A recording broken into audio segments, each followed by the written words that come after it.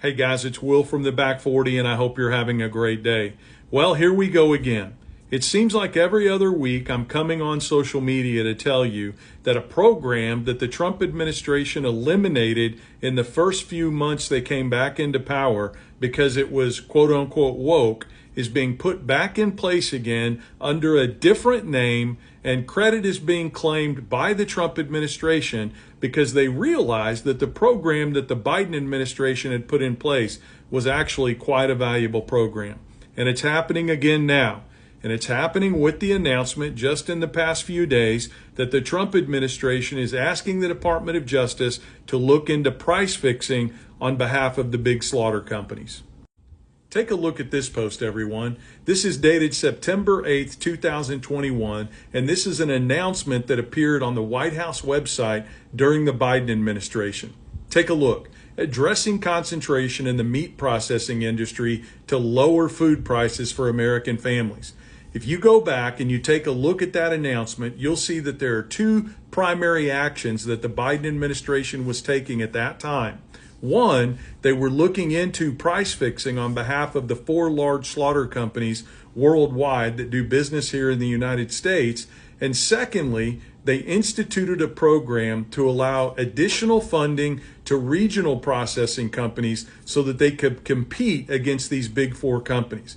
And they were in the process of actually trying to get the laws changed so that products coming out of those regional processors could be passed over state lines. A law which right now stands in the way of smaller regional meat processing companies from being able to sell their products around the country. Now, why am I bringing this up? Because this program that the Biden administration had launched, which is doing even more than what Trump's simple ask of the Justice Department is going to do, was completely terminated and called woke by the Trump administration within the first 3 months that they came into power this last time. And yet here we are again.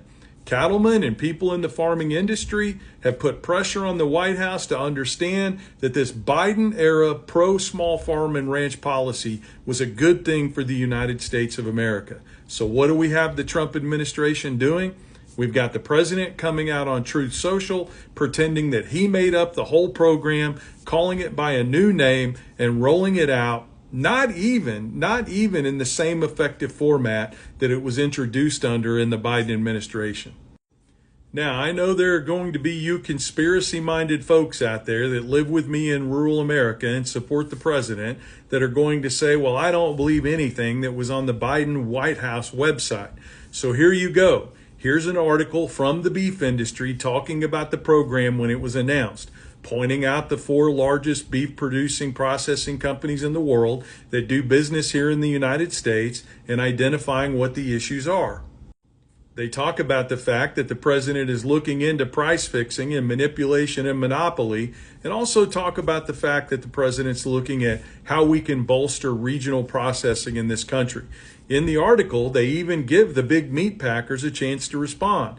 And of course, they make up a bunch of ridiculous responses that have nothing to do with the issue at hand in response to the federal government tickling the edges of their monopoly. Guys, this is the part that's just going to curl your toes, okay? Already, you've got elected Republican officials from all around the country jumping on board to sing the praises of the president. What a great idea. What a great program. Why didn't somebody else think of this? My gosh, why didn't this happen sooner? Chorus after chorus after chorus of Republican elected officials, including elected Congress people from my state, making the argument that this is one of the most brilliant moves ever made by a president in regard to agriculture and beef production in this country. Well, I'm going to tell you right now that that dog won't hunt, and here's the reason why.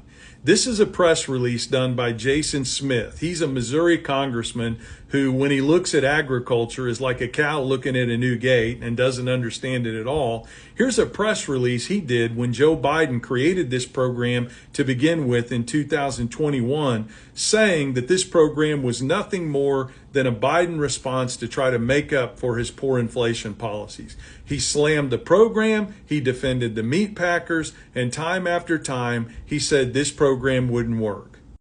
Here's page 2 of the same press release.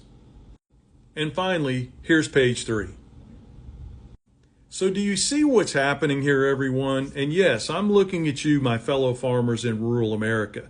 Joe Biden creates a program that does two things.